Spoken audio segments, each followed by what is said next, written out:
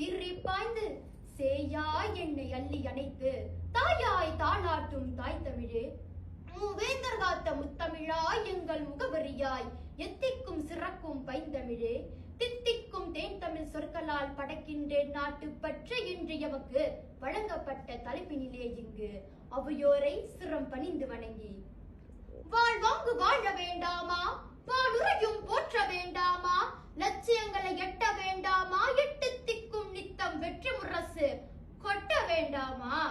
ஆம், வேண்டும், நிச்சயம் வேண்டும். ஒரு மனிதன் எந்த சூழ்நிலையிலும் எந்த சிந்தனையில் இருந்தாலும் தனது நாட்டை பாதுகாப்பான முறையில் உருவாக்குபவனே நாட்டுப்பற்று உள்ளவன் எனலாம். மாறாக ஒரு நபரின் குடும்பத்தார், உறவினர், சுற்றத்தார் மீது கொண்ட அன்பு போல் தனது நாட்டின் மீது அன்பு செலுத்துவதும் நாட்டுப்பற்று ஆகும். இந்திய நாட்டின் பற்றை மன்னர் ஆட்சி தொடங்கி மக்கள் ஆட்சி வரை ஒவ்வொரு குடிமக்களாக செயற்பட்டு கொண்டுதான் உள்ளார்கள்.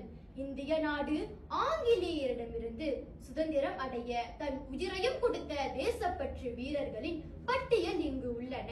அவற்றில் ஆண்கள், பெண்கள் என எவரும் தனது நாட்டை விட்டுக் கொடுக்கவில்லை.